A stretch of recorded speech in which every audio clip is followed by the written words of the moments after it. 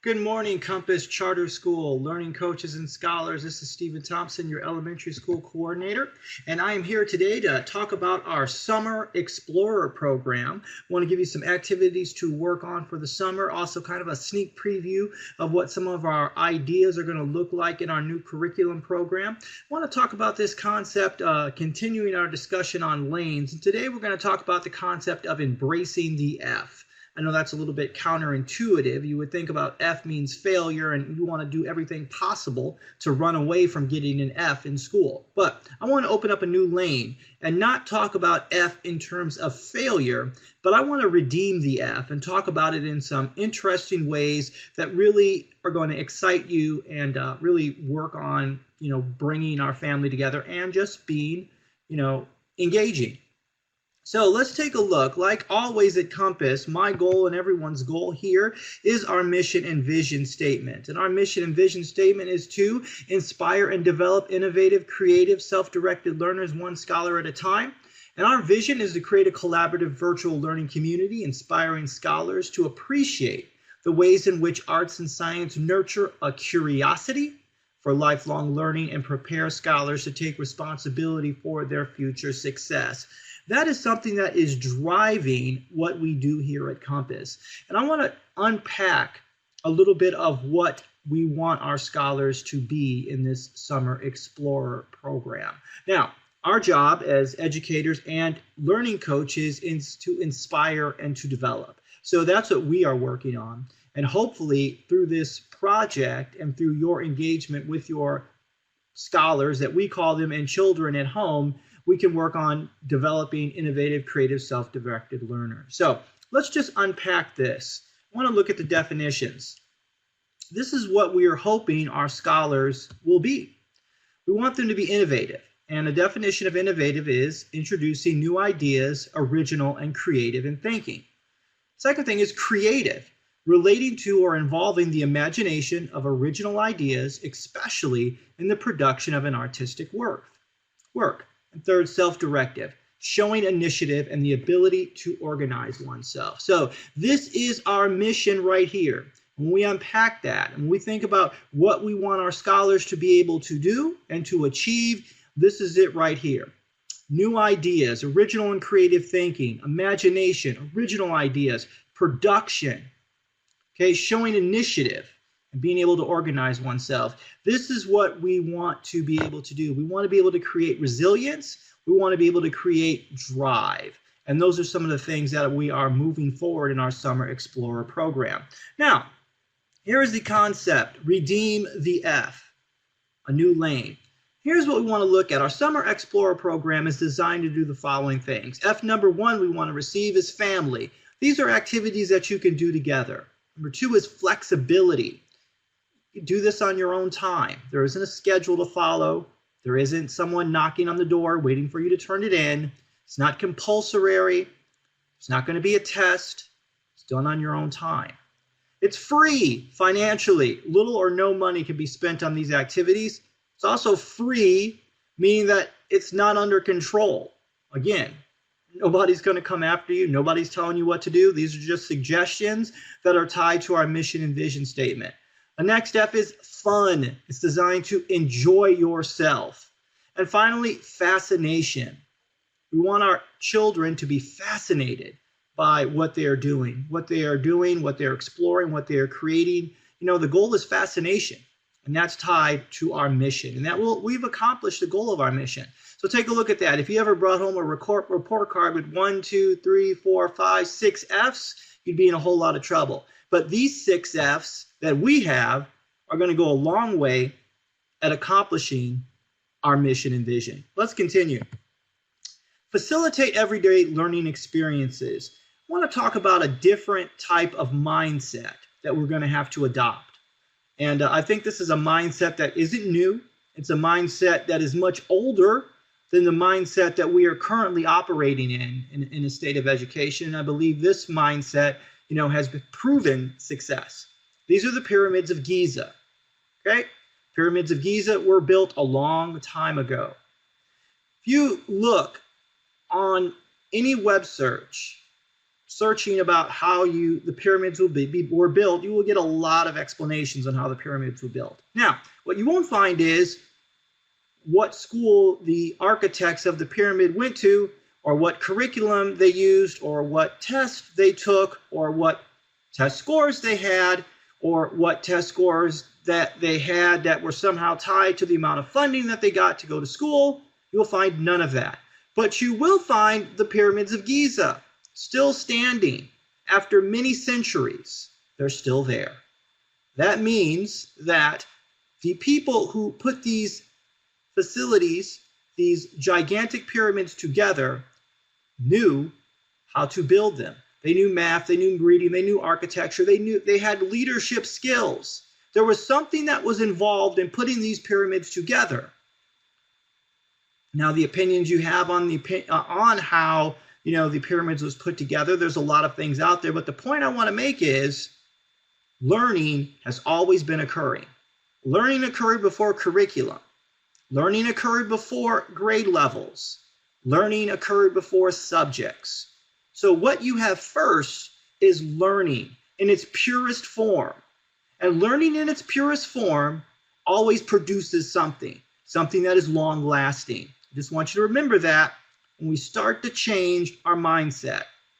Learning was here first. Remember that. Learning was here first. Now, the way I want to look at our summer project is simply this. The world is your curriculum.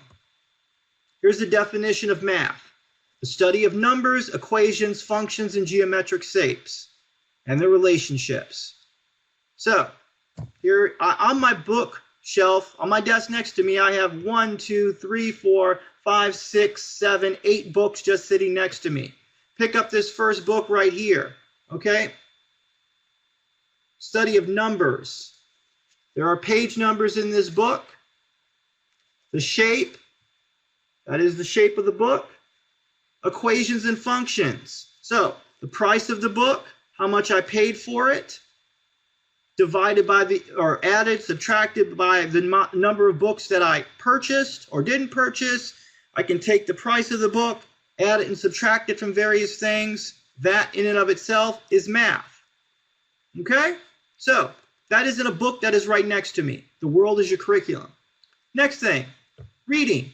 The action or skill of reading written or printed matter silently or out loud. Again, I will just simply go to, on my desk, I have 2 magazines. These 2 magazines recently came in the mail. They're full of words. Use those words to read them. Read the magazines, and you're good. The point of this is the world is your curriculum. The only thing, you're not looking for a new textbook. All you're looking for are numbers and something that could be read. You don't need to go buy a new book. You don't need to go searching all over the internet for curriculum. The curriculum is all around you. In front of me right now is another computer screen, another monitor that I have. That monitor has a geometric shape. That's math. Next to that monitor is a lamp. The shade on the lamp is in a geometric form. Okay? My pencil sharpener, my speaker, the picture frames above me, all of those have geometric shapes. And geometric shapes are math. Look around your house. Go on an exploration and find the math and find the reading. You have an entire curriculum just in your house. You don't have to go buy anything. All you got to do is open your eyes and see it. It's all over you. The world is your curriculum. I think about it this way. Curriculum is like a restaurant. You go there, you open a menu, you bring it out, and they give you your food. Somebody else prepared it. You're golden. There's nothing wrong with going out to a restaurant. I go out to restaurants all the time. Now, homeschooling, your curriculum, you are like a chef. You get the recipes, you get your ingredients, and you make your dish. And sometimes home cooking is much better than a restaurant. I know there's a lot of people out there who have mothers or grandmothers, and they would say, my grandmother's dish is, insert the dish, is much better than something at a restaurant. That's because they made it themselves, and oftentimes they say they made it with love. That's why when you go around your house, when you go around your neighborhoods, when you do curriculum, adopt this mindset that the world is curriculum, you will be the own chef, assembling the education. And you'll be doing it in a way that is going to be fascinating and engaging. Remember, here's the definition of math. Numbers, equations, functions, geometric shapes, and their relationship. A book or curriculum is a container. That book is not math. Okay? The book is not math. The test is not math. The test is not reading. The test is just a container. The curriculum is just a container. The action or skill of reading written or printed words silently or aloud. So wherever there are words, wherever there's the 26 letters of the alphabet, there you have reading. That's what we're getting back to, the basics in its rawest sense. That's what they had when they built the pyramids. They had numbers, equations, functions, and geometric shape. Okay? They had the pyramids. Learning came first. Always remember that. Learning came first. So, let's go just take a look. There's some activities that I have, some suggestions for the summer. Now, these are just suggestions that I've put together, that I've done on my own, that you can do with your family, and they're relatively, like I said, free. So, YouTube math, reading called Found Art Storytelling, a neighborhood business walk, write a letter to your representative, or photo research. What I'm going to do here is take you to some examples of what that looks like. All right, so we're going to go take a little bit, we're going to take a trip over to my creations that I did that you can use for the summer, for your Summer Explorer project. Now, this Explorer project is completely up to you. So the first thing we want to look at is YouTube math. So take a look at this video. My son loves to watch YouTube videos, and the great thing about it is a lot of these videos are created by kids. Parents always check the videos that your kids are watching because there's a lot of crazy things out there on the internet. But anyway, my son likes these videos. These videos are created by kids. Let's take a look at some math that we can do. First of all, let's look at the views. Now, for our lower grade kindergarten, first grade, second grade students, we can simply just read the numbers out loud. There's a 3, there's a 0, there's an 8, there's a 3, there's a 2, there's a 0. As we get older, we can have them read out the number, 308,320.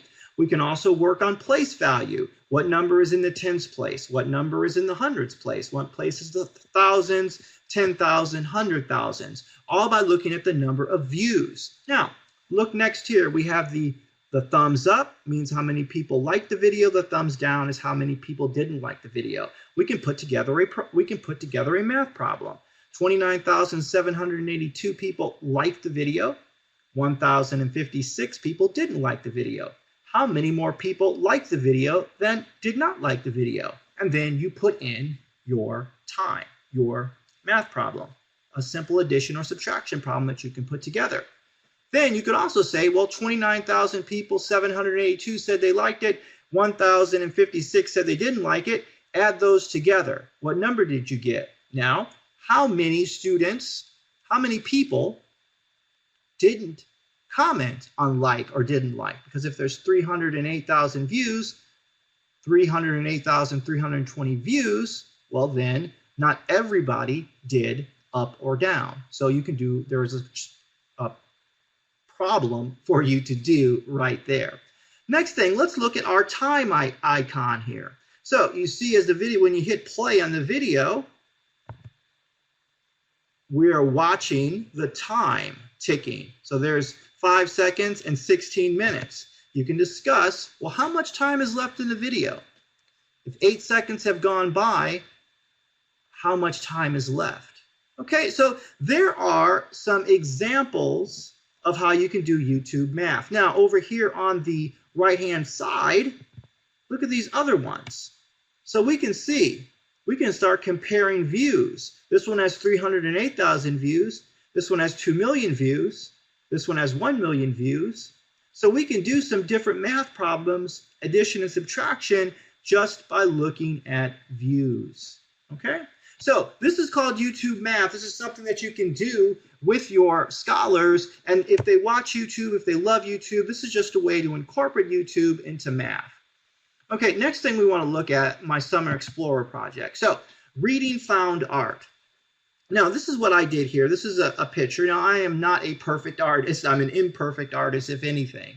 So what I have here is, this is a picture this is a piece of wood that I found at a construction site.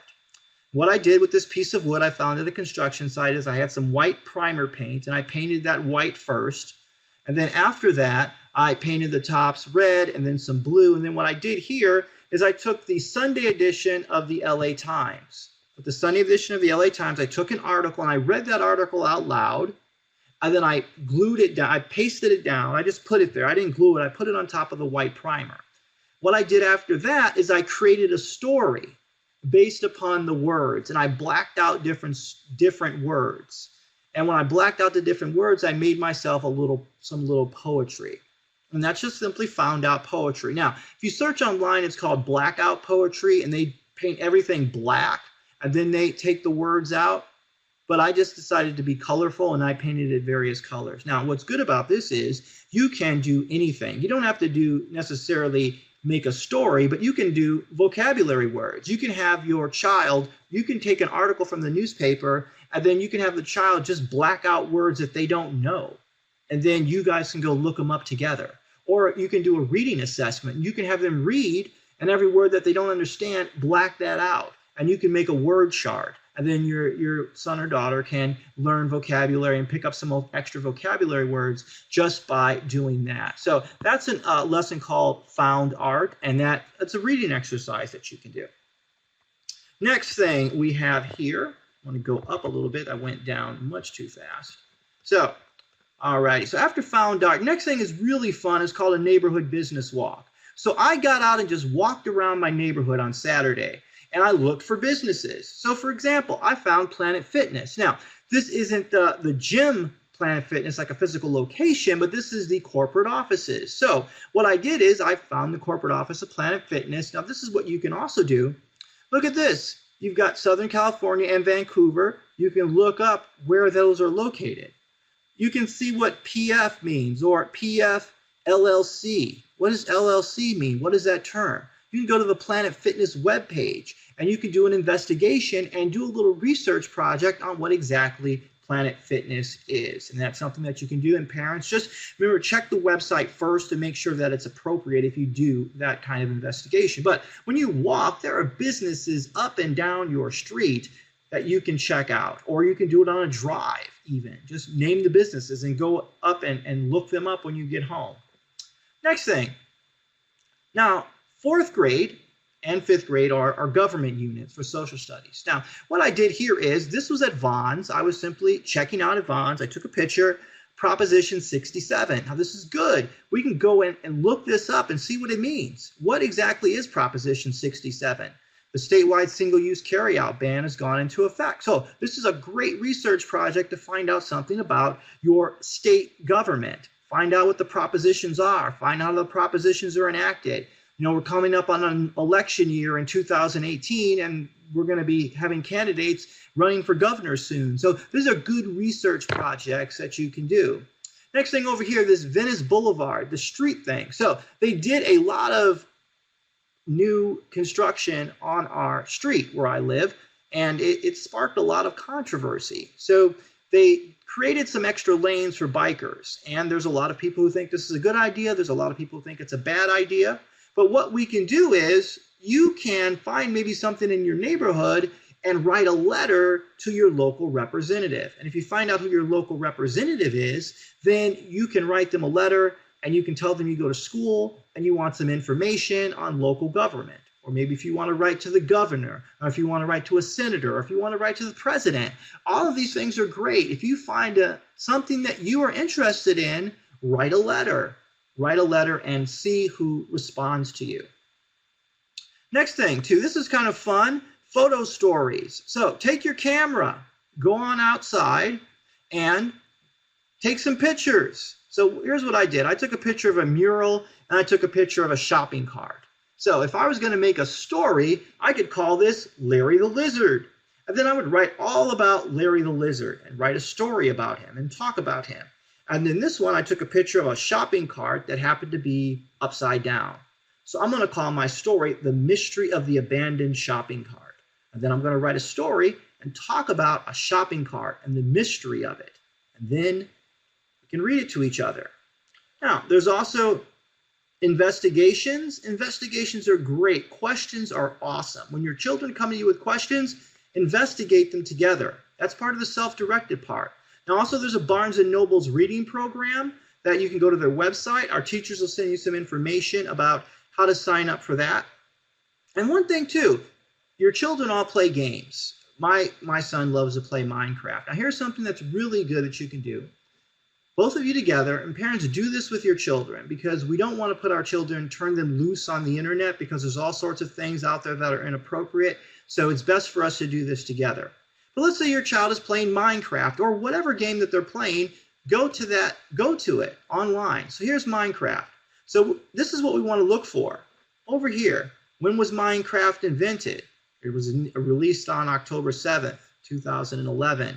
Look at the platforms. You can study what those are. The designers. Now, this is really neat that you can do. Find out who invented Minecraft, who designed it. Now, with this here, parents, look at these pages first if you want to show the designer, because sometimes it takes them to their personal page and there might be something that may be inappropriate. So I would look at the designer's pages first, because remember, kids don't design these games. They're designed by adults. So we want to check that out first. Now, check out here, developers. So Mojang 4J Studios, I want to see what that looks like. So I'm going to go and look at the studio that developed Minecraft. And what you see here, it's a Swedish video game developer. So now you can say, well, where's Switzerland? Well, I mean, where's Sweden? So their headquarters are in Stockholm, Sweden. So that would then generate another assignment. We're going to go look at Stockholm. And now we know where our favorite game was created. It was created in Stockholm. And maybe you want to plan a family trip. Look at this, visit Stockholm. And then you can go and you and your family could talk about planning a trip to Stockholm. And that all started with, where did my video game come from? So this is some of the self-directed things that we can do. And then you can kind of let the learning take off from there. You let your child take you where you want to go. And then you have this Summer Explorer project. So that's really what we want to be looking at. Excuse me.